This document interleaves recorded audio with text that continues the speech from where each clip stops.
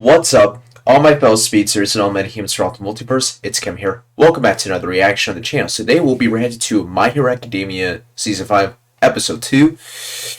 About Episode 1, I did record it, but something went wrong with the audio. I can't fix it, so the sound is there, but for some reason, OBS, there's something went wrong with the recording because my voice is like extremely deep, so I decided just not to upload it, and most of it was kind of just recap filler anyway, except for like the post-credit scene. So I decided, you know what, I'll just upload episode 2, because one, I can't fix the audio, and two, it was mainly filler anyway. Not saying it was a bad episode, it was a really good, opening episode for the season, but I decided to just wait and record episode 2. So here we are. So a little bit of backstory on why there are certain reactions weren't uploaded.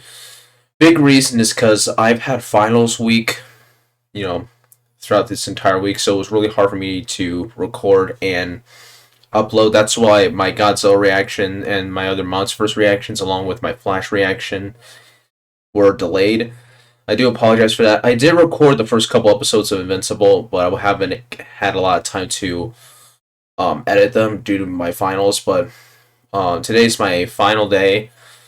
I finished all my finals, so thankfully I have some time now to edit them. So yeah, that's why they're I haven't been uploading that much this week. I do apologize for that. I can't control that. I just, I don't have the time to edit them. I didn't have the time to edit them this week, mainly because of that, so that's why. So I do apologize for that, but I'm going to get as many reactions to you guys as soon as possible. I just finished I think I just finished the first two Falcon and Winter Soldier reactions in terms of editing, and I'm working on finishing up episode 3. After that, I'm going to edit my Flash reaction, then after that, I think I'll probably edit this one and upload it first, just because the anime reactions are a lot easier to edit, and then after that I'll upload my movie reviews or movie reactions. So yeah, that's a little bit of a small update. But anyway, last episode basically recap for us to reintroduce the other characters. There was a training exercise with the big three against Class 1A. And it was a pretty good episode. I gotta say, man, I felt so bad for Mirio. He's just dangling in the water. Man, they did him so dirty in Season 4. I really hope that they find a way to get his quirk back from Eri. But I'm guessing... I'm very curious what they're going to do with Eri, because Eri has a very powerful quirk that she doesn't have any control over. So, and we did see Eri at the very end of the opening with Mirio, so maybe that, because I think they said they are moving Eri into UA, so that's a good thing, because I think that's what they said at the end of Season 4, so that would be a good place for her to train up her quirk. And let's see, what else happened? We also got to see, the aftermath of the Endeavor and High End fight, which was really dope. Got to see a small confrontation with Dabi, and at the very end of last episode, we saw Hawks meeting Dabi. So, is Hawks a double agent? That's what I'm going off of, but we'll see. We'll see. Anything else? Oh yeah, the opening. The opening was really interesting. So, it seems like it's going to focus a lot... there was a lot of focus on Class 1B, so I'm guessing that this next arc is going to focus on 1A and 1B. And we also got to see Shinso back, and he's going to fight Deku, so I'm guessing that there's some type of other, I don't know, school activity, because, there's a sports festival. So is there another sports festival coming up, or is there some type of new training that they're going to get all the different students to join? That'll be interesting.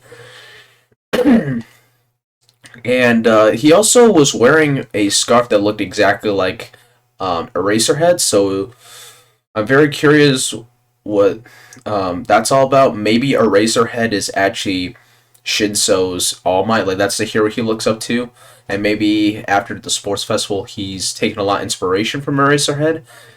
or something. I'm very curious to see what's going on with Shinso because I actually like Shinso as a character in season 2, and he kind of just like disappeared. But anyway, yeah, I'm very excited to see what this next episode brings to the table. So anyway, guys, yeah, this is gonna be My Hero season 5, episode 2. Let's get right into the reaction. Okay, we're seeing more of that Dobby confrontation.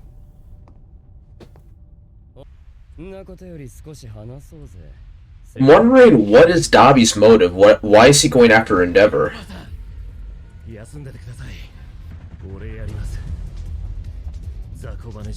But your wings though.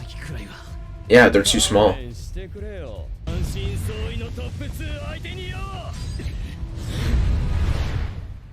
Oh, it's oh, I forgot her name, but it's a rabbit hero from last season that they showed.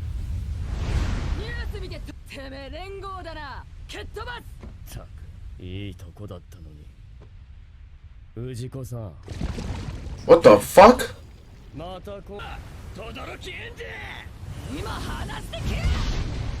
What's his motive?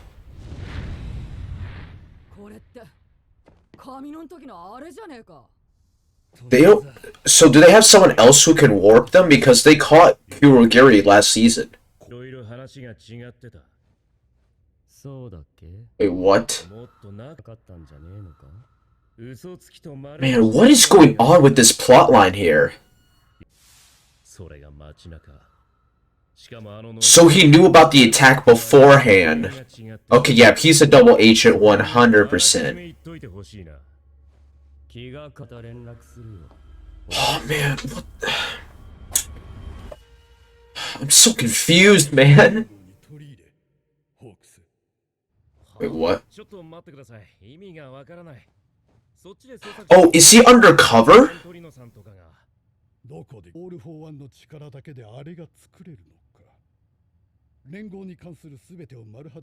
Okay, alright.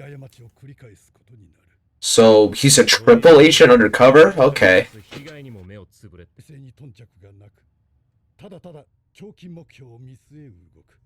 Ah, okay.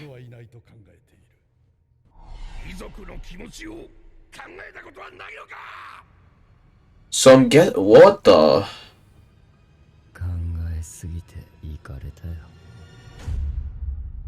They've been putting a lot of focus on Dobby in the first 2 episodes, so he's definitely going to become a much bigger player, I feel like. Oh, we're seeing young Hawks. Oh, he saved all of them as a kid? Damn. So was he? So he's been a prodigy since he was a kid. All right, I like this. We're getting some backstory on him.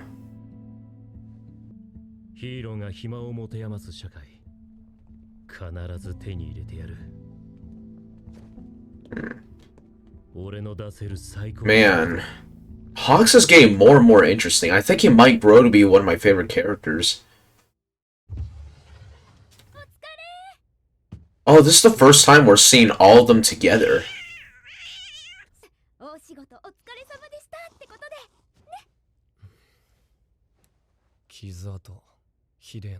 That's a bad scar. Oh, that face.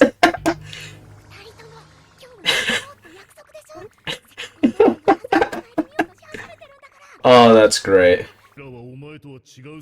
Oh, yeah. I mean, he has a pretty good reason to hate Endeavor. I don't fucking blame him. Toya?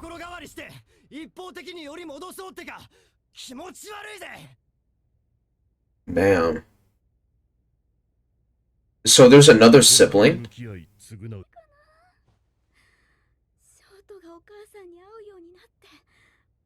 Man, I feel so bad for her. Pretty much, actually, I feel bad for every single member of this broken-ass family.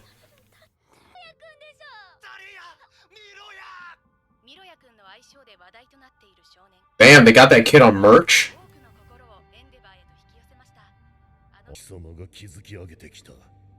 Alright, this is interesting. I like this because he just became the #1 hero. Yeah, it's a new age because All Might can't be a hero anymore. Okay, so it seems like Todoroki he's at least open to the idea of him trying to change. Okay. We're seeing development here.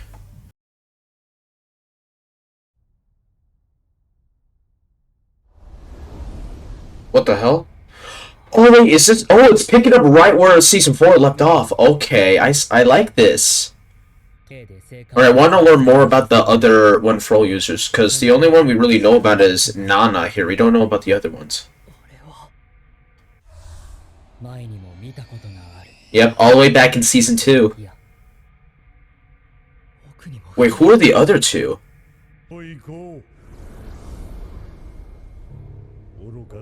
Oh, okay, we're seeing... Alright.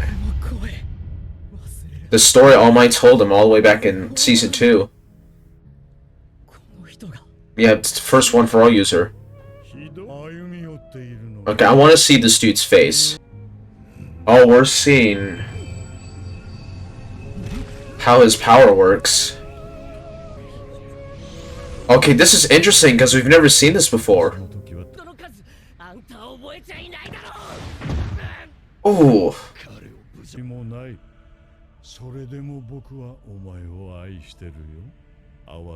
Really?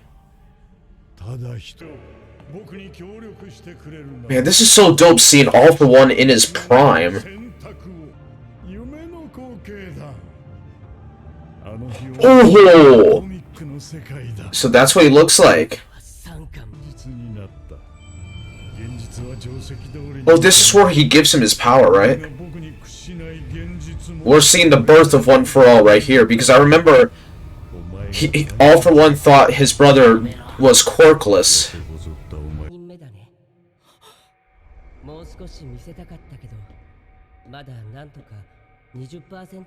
Oh, this is all that he can see right now? Okay, so once he gets stronger, he'll see more and more of the past. That's interesting. Please. Oh, it's gonna end here, isn't it? Alright, what's at the end? Is there an end credit?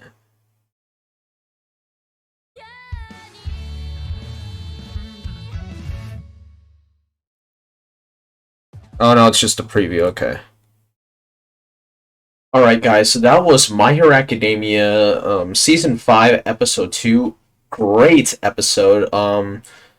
This was something I didn't, touch upon, but, the animation looked a lot better in this episode than it did last episode.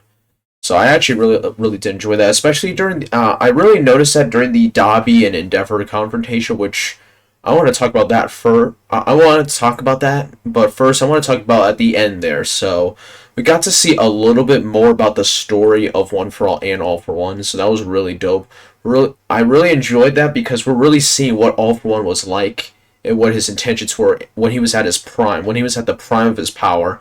And we also kind of saw the origin of One For All there, because I remember All Might said that the younger brother was quirkless. He actually had a quirk, but it was a useless quirk that, the quirk to pass the power on. So combining that quirk that All For One gave him, that's how One For All was born. So I'm really hoping at some point we'll see the first successor, or the second One For All user, the successor to the younger brother. I really want to see that, because I think that's what those two other faded figures were, because we saw the other One For All users, but the two in the back were kind of faded out, so I'm guessing those were the first two successors.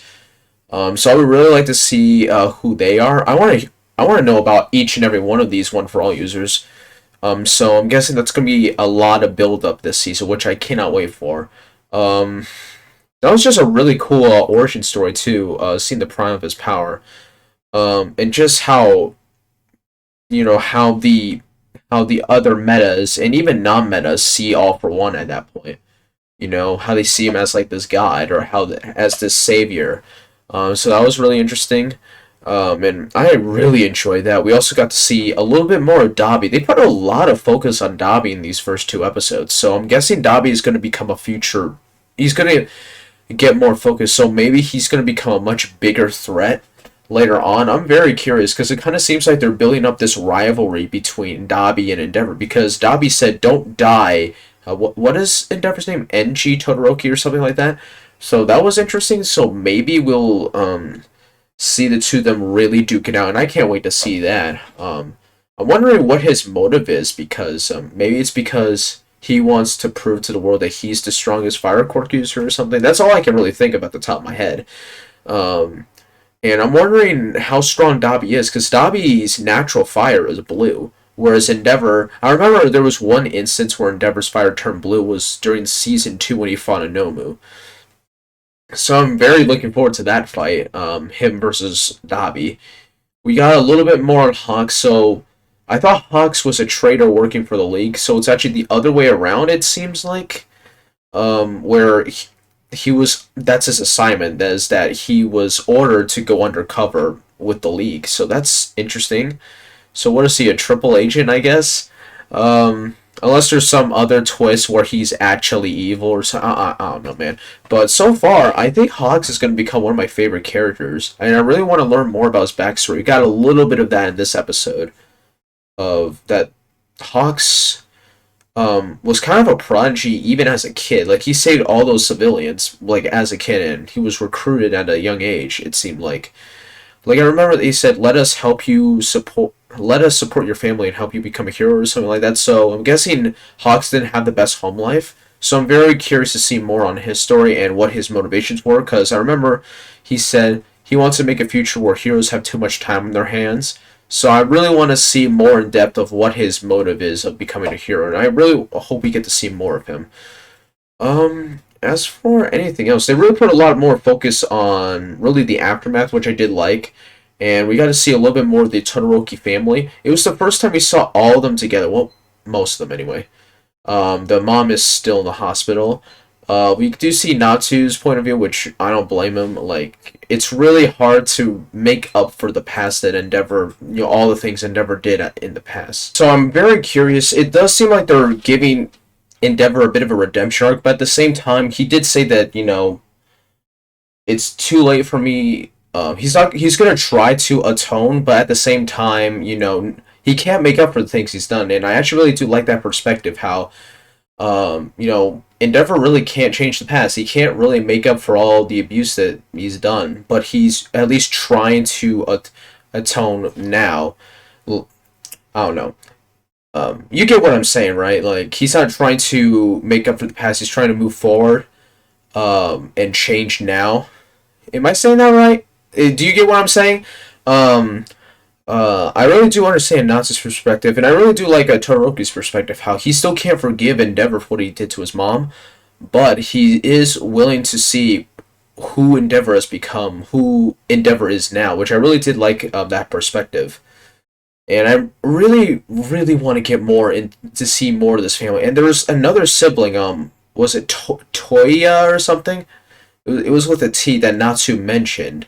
So I'm wondering where that sibling is. So I'm guessing we're gonna see more of the Todoroki history. Maybe this brother is just like a throwaway character. I don't know. We'll see. We'll see. Um, let's see. Anything else? I don't think there was. It was mainly just the main focus was kind of Endeavor and Hawks, and at the end of the episode, it was focusing on the origin of One for All, or I guess the origin of the first One for All user. So I'm really hoping we get more backstory on that. And I can't wait to see how strong Deku is going to become, and of course the other One for All users, like what are their backstories and stuff.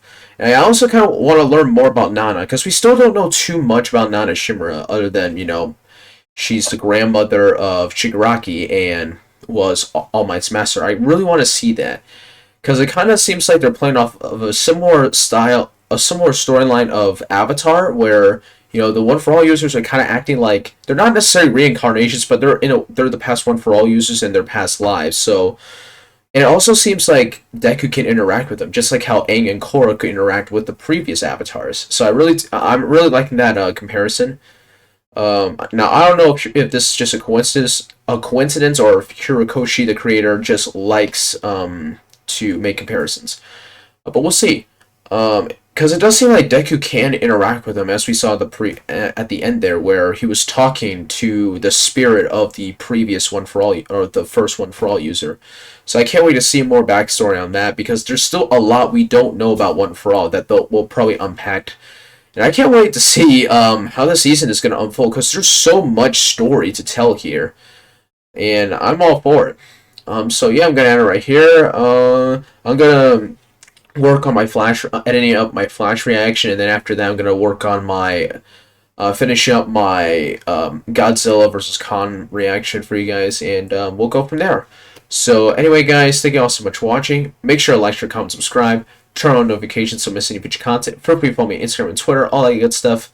And have any video or reaction to suggestions, post them over there on my social media, or on the comment section of any of my community posts, or on any of my videos. And yeah, I'll get to those as soon as possible. So yeah, I'm going to end right here. Thank you all so much for tuning in, and I'll see you guys in the next reaction or video. See you guys later.